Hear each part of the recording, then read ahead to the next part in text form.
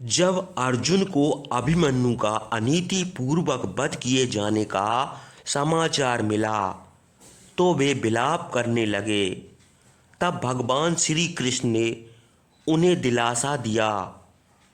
युधिष्ठिर ने बताया कि जयद्रथ के कारण हम लोग अभिमन्यु की रक्षा न कर सके। इस पर अर्जुन क्रोधित हो उठे।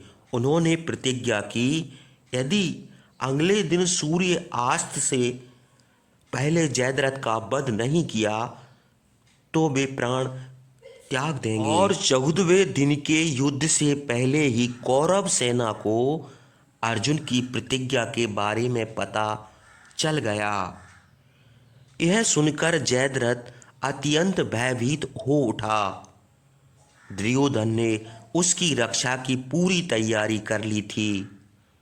आचार्य द्रोण स्वयं जयद्रथ की रक्षा तथा अर्जुन का सामना करने के लिए तत्पर थे। उन्होंने जयद्रथ के चारों ओर एक मजबूत सुरक्षा घेरा बना दिया था। जब युद्ध शुरू हुआ तो अर्जुन ने अनेक कौरव सैनिकों को हताहत कर दिया। द्रोणाचार्य की सेना बिखर गई। दुष्ट दुर्योधन झुंझलाकर द्रोण के पास पहुंचा और उन पर अर्जुन को जयद्रथ के पास पहुंचाने का आरोप लगाया। आचार्य द्रोण के पास एक अभेद्य कवच था। उसे दुर्योधन को पहनाकर उन्होंने अर्जुन के पास भेज दिया। उस समय युधिष्ठिर को अकेला देखकर द्रोण स्वयं वहां पहुंच गए और उन्हें बंदी बना लिया। इधर अर्जुन ने कई योद्धाओं और राजकुमारों को मार गिराया था। तभी उनके सामने दुर्योधन आ गया। उसने अर्जुन को युद्ध के लिए ललकारा। अर्जुन ने उस पर कई बाण चलाए, परंतु उनके बाण दुर्योधन का कवच नहीं भेद पा रहे थे। यह देखकर अर्जुन द्रोण की चाल समझ गए। फिर उन्होंने दुर्योधन के घोड़ों तथा सारथियों को मार डाला, उसके हथियारों को नष्ट कर दिया और उसके शरीर के उन हिस्सों पर तीर चलाए जो कवच से नहीं ढके थे। अर्जुन के पैने बाण से भयभीत होकर दुष्ट दुर्योधन युद्ध के मैदान से भाग गया। ऐसी स्थिति में जयद्रथ घबरा गया। फिर अर्जुन का युद्ध श्रुत युद्ध से हुआ।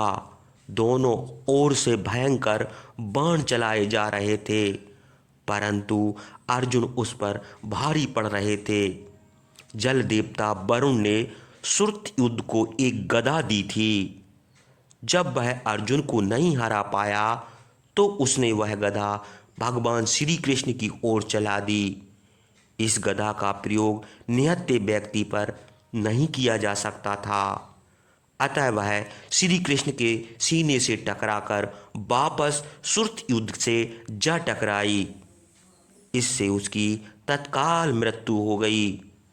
उसके बाद अर्जुन जयद्रथ की ओर चल पड़े। दुर्योधन, कर्ण एवं अन्य कौरव भाई उन्हें रोकने की कोशिश करने लगे।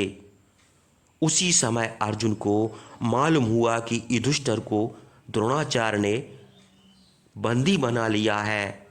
तब वे तीव्र गति से आचार्य द्रोण की ओर बढ़े। शीघ्र ही अर्जुन द्रोणाचार्य के सामने थे। दोनों के बीच बाण वर्षा होने लगी। अर्जुन के सामने आचार्य द्रोण नहीं टिक पाए। उन्हें युधिष्ठिर को छोड़ना ही पड़ा। फिर द्रोण से धृष्टद्युम्न युद्ध करने लगे। अर्जुन उन दोनों योद्धाओं को छोड़कर आगे बढ़ गए। आज बहुत भयानक युद्ध हो रहा था। कौरव के सैनिक जयद्रथ को बचाने के प्रयास में लगे थे, जबकि पांडवों की सेना अति उत्साहित होकर लड़ रही थी। अर्जुन के चेहरे पर कहीं कोई थकावट नहीं थी। वे कौरव सेना को भेदते हुए जयद्रथ की ओर बढ़ते चले जा रहे थे।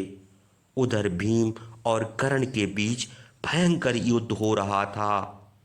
भीम ने कर्ण के 8 रथ तोड़ दिए थे। उसकी मदद के लिए विकर्ण सामने आया। उन्होंने उसे परलोक भेज दिया। भीम से टक्कर लेने के लिए दुर्योधन के कई भाई भी आए, परंतु उन्होंने सबको मार डाला। तब कर्ण पुनः भीम के पास पहुंचा और इस बार विकट युद्ध हुआ। उसने भीम का रथ तोड़कर उसे निहत्था कर दिया। कर्ण अनीति पूर्वक निहत्थे भीम पर बाणों से प्रहार करने लगा।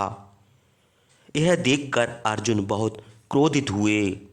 तत्पश्चात उन्होंने कर्ण पर ऐसी बाण वर्षा की कि उसे भागना पड़ा।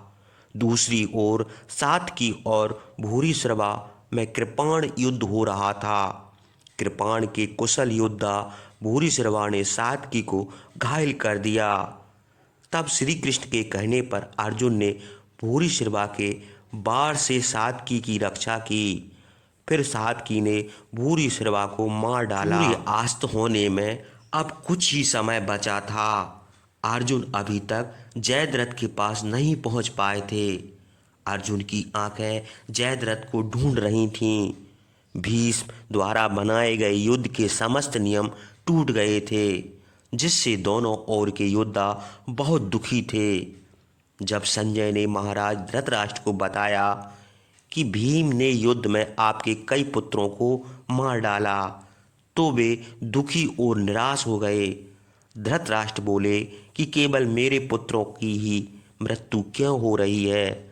तब संजय ने कहा, महाराज, इसके लिए तो आपका पुत्र मोह ही जिम्मेदार है। जब अर्जुन जयद्रथ के पास पहुंचे तो द्रोण सबसे बड़ी बाधा के रूप में उनके सामने खड़े थे। श्री कृष्ण को मालूम था कि आज शाम को सूर्य ग्रहण है, अतः वे शांत थे। शीघ्र ही चारों ओर अंधेरा छा गया। अर्जुन अपनी प्रतिज्ञा पूरी न होते देख स्तब्ध रह गए। उनके हाथ से गांडीव गिर गया। जयद्रथ सहित सभी कौरव योद्धा अर्जुन के पास जाकर हंसने लगे। जयद्रथ बोला, अरे लकड़ियां इकट्ठी करके अग्नि जलाओ, अब अर्जुन आत्मदाह करेंगे। जब अर्जुन रथ से उतरने लगे तो श्री कृष्ण मुस्कुराकर बोले, हे पार्थ, आपने अस्त्र भी लेते जाओ।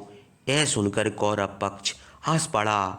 जब अर्जुन अग्नि के समीप पहुँचे तो सूर्य पुनः बादलों के बीच से निकल आया। कौरव योद्धा आश्चर्यचकित रह गए। जयद्रथ डर के मारे कांपने लगा। अर्जुन की समझ में कुछ नहीं आया। तभी भगवान श्री कृष्ण ने कहा, हे धनंजय, अब देर किस बात की। उठाओ अपना गांडीव और ऐसा बाण चलाओ कि जयद्रथ का सिर तपस्या कर रहे उसके पिता की गोद में गिरे। अर्जुन ने तुरंत एक दिव्य बाण का संघाण किया। जयद्रथ का सिर कटकर बाण सहित उसके पिता की गोद में जा गिरा। उसके पिता घबराकर उठ खड़े हुए। उन्हीं के कारण जयद्रथ का सर धरती पर गिरा, अतः उसके पिता के सिर के टुकड़े टुकड़े हो गए।